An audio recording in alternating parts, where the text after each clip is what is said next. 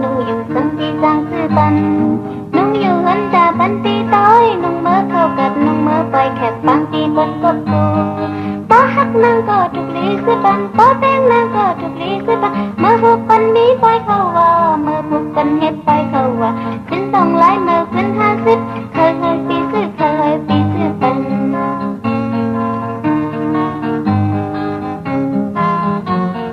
ชิ้นต้องไล่เมื่อขึ้น50ปียึดโดยอยู่ปีเขาจะอยู่อัปเดตลำนางก็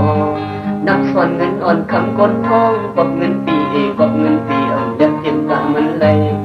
โอ้หักเขาก็อย่าไปตุ้งนุ่งโอ้เป้งเขาก็อย่าไปตุ้งนุ่งเมื่อผู้คนมีบ่อยเขาว่าเมื่อผู้คนมีบ่อยเขาว่าชิ้นตรงลายเก่าปีกายนั้นนุ่งแทงหางคำนุ่งแทงหางยอกเท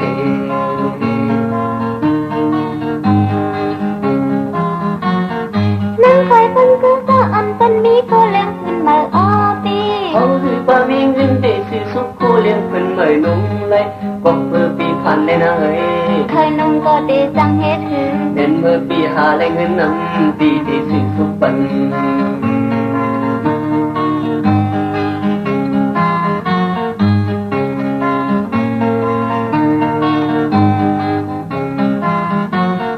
ชิ้นต้องไล่เมื่อขึ้น50เคยทุกนุ่งอยู่เคยย้อนนุ่งอยู่สังปีสังคือปันนุ่งอยู่หันตาปันตีต้อยนุ่งเมื่อเข้ากัดนุ่งเมื่อปล่อยแคบปังตีปันกับกู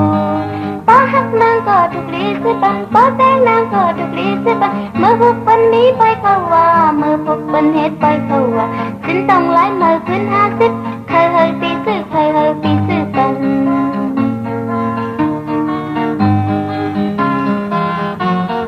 ชิ้นตรงลายเมื่อขึ้น50ปียึดโดยอยู่ปีเขาจะอยู่อัปเดตลำนางก็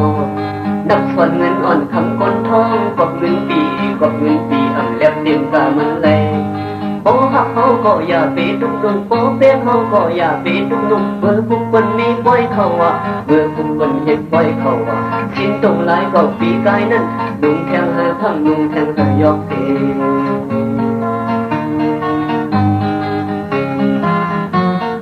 นั่งคอยคนก็สะอันปันมีก็เลี้ยงขึ้นมาอ้อปีเขาคือป้ามีเงินได้สิสุขโคเลี้ยงขึ้นเมื่อนุ่งเลยก็เมื่อปีผ่านเลยนะเอ้ย